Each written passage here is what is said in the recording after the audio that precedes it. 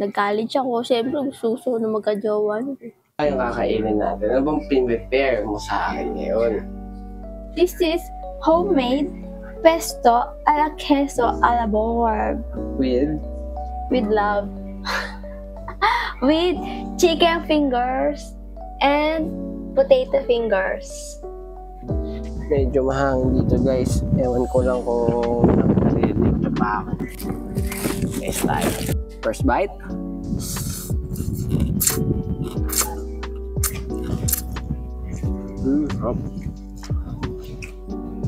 Thank you, Lord. Uy, nagdala ka pa ng tinapay ah. Ang neknak pa ako ng tinapay. Nag-first bite na ako. Ikaw naman, first bite. First bite. First bite. Kaya natin ang mga bacon. May bacon to eh. 1, 2, 3. Yummy! Ang sarap! Second bite. Ang sarap! Ganito lang talaga yung mga ano namin, usual na date talaga namin kasi. Nakaluwag-luwag kasi Mr. Board, yeah. Luwag-luwag, I mean, gusto ko nga sabihin sa kanila na ganito lang kami, masaya na kami. Hindi kami masyadong magastos eh. Ito na yung gasto sa amin. Bawal. Magkano nga. Technique kasi dyan, guys. Magtatampo muna kayo. Tapos na timingan nyo, hindi pa siya nakapag-grocery. Lagay ka ng chicken. Hindi pa siya nakapag-grocery. Tapos pag mag-grocery, i-timing nyo doon kayo magtampo-tampo para mag-add to cart kayo. Add to cart. Hindi lang add to cart yun eh. Ano eh, proceed to check out. Proceed to check out. Ito na, susubukan mo. Susubukan mo ako. ASMR. ASMR, tingnan natin marinig.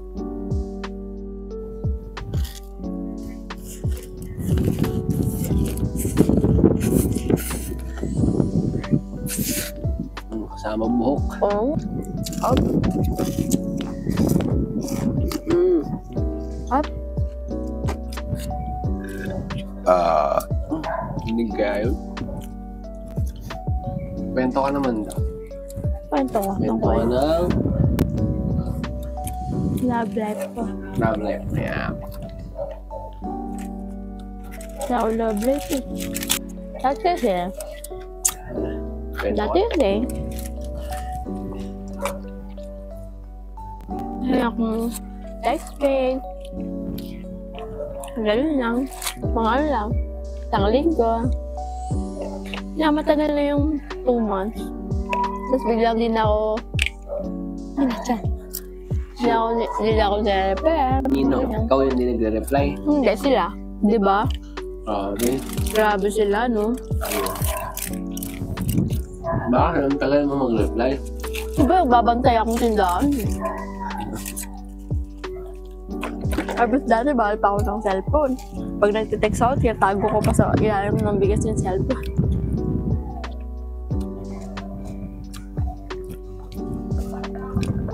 Sarap na inom mo ah.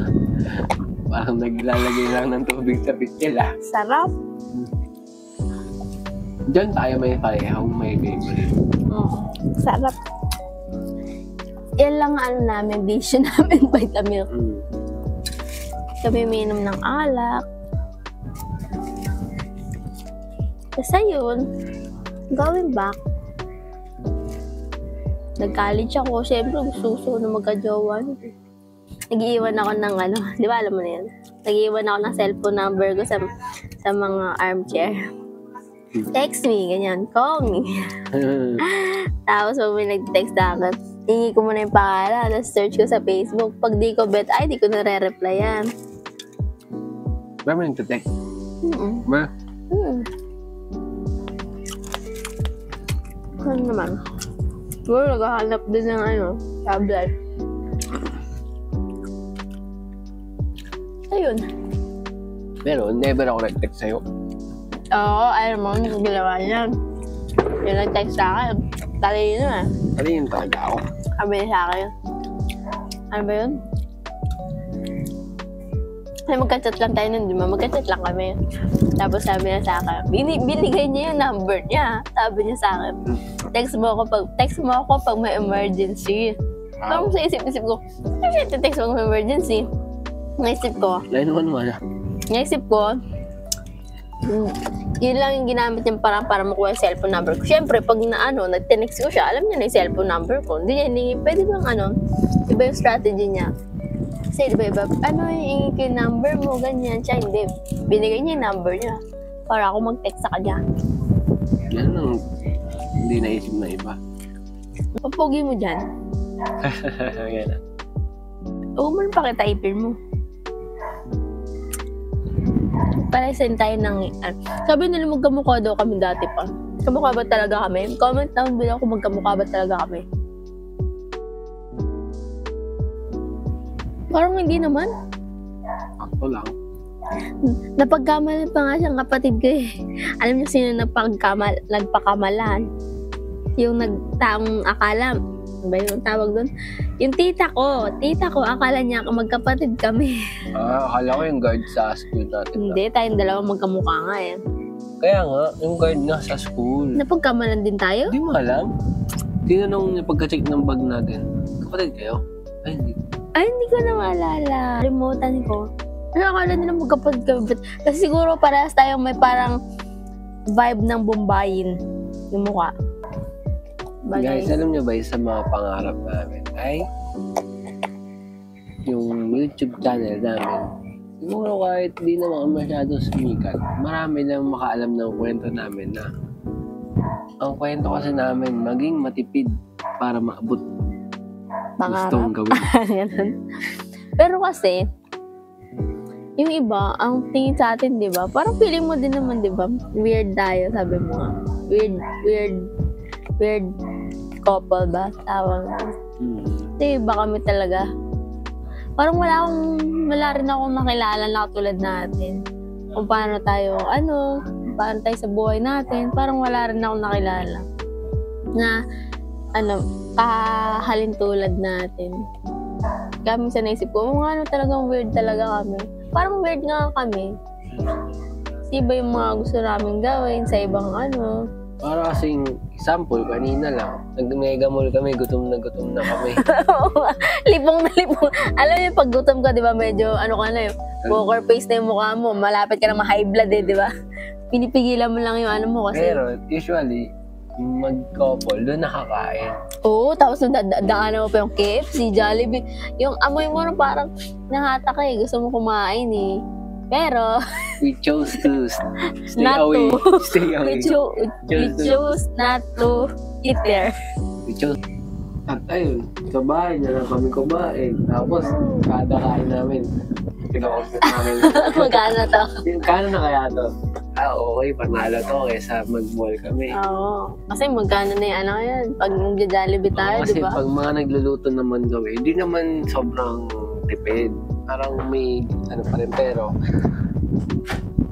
iniisip namin lagi siyang doble versus sa mga mall. Dari 500 sa mall, 150 lang pag kami nagluto. Yeah. Hindi man siya kasing naka-aircon kami, siniserban. Kaso we choose to save money. Why? Minsan hindi rin namin alam. Maabot sa point na hindi naman natin alam. Pero hindi mo naman naiisip na deprive. Kaya hindi ko siya naisip Parang enjoy pa rin ako. Oo, parang kasama siya sa sistema mo, sa buhay mo, ganun. Ganun siya. Pero masaya kami dahil nakakatipid kami. Oo. Yun. Pero minsan, sobrang minsan naman, madalang, din kami, kumakain din kami sa pero hindi ngayon yung time. Hindi ngayong panahon na yun. Talaga meron ko humigaw sa labas. Akala ko, Pero yun nga, may time talaga pero mas madaming time na ganito tayo compare sa lalabas-labas yung kakain kami sa labas. 9 out of 10 lang. Yung time na ganito kami. Sa 10 labas, 9 ang uuwi kami para kumain. Or bibili ng grocery para lutuin dito. Ganun. Dito kakain sa bahay. Ganyan. Hindi kami mag-eat out. Or yung iba kasi, di ba, hindi nga sila nag-eat out, pero nag-grab food sila, yung mga ganun. Oo. Di ba? Eat out pa rin yun. Kasi galing pa rin siya sa Labas. commercial. Pero hindi kami nagaganon. Minsan. Sobrang madalang lang. Oo, hindi siya minsan. Sobrang madalang lang siya. Seldom. Ba't kaya? Hindi ko alam. Pero okay lang naman. Hindi naman parang, grabe naman to. Hindi ako nakakain ng ano. Gusto ko mag-Jollibee. So, hindi naman ganun yung feeling. Parang, wala namang ano. Yun nga, Jollibee pa. Iba nga. Sa Jollibee na yung gusto eh. Oo, kasi siguro, kami kasi, parang pag nag-Jollibee ka, sa amin ngayon na, parang kalog-log ka talaga niyan eh. Kalog-log ka talaga niya. Pag nag-Jollibee ka, McDo, gaya KFC. Wala iba kasi parang ano ba yan? Parang Jollibee normal na kasi sa kanila eh. Lalo mo umang high school ngayon, grabe ano. Makikita mo sa Jollibee, ang dami nakapila, mga estudyante. No? Hindi ako ganun. Hanggang ngayon, hindi pa rin ako ganun. Pag nakaganon ako, nakalog-log talaga ako niyan. Talagang wala naman siguro tinipid. masama. Talagang ganun lang taga tayo. Baga weird na weird. Kakaiba kami. Hindi kami mahilig, maki-ride sa, takbo ng ibang tao. Ano ang tawag doon? Yung parang sa norm. Hindi kami sumasabay sa ganun. Kaya minsan Hindi namin sinasabing masama siya. Oo. Talagang kinikwento lang namin. Yung kung paano kami, kung ano kami. Pero siyempre may mga cons naman, pero yung pros niya, naranasan talaga namin. Na talaga makakasave ka talaga for your future or for your rainy days.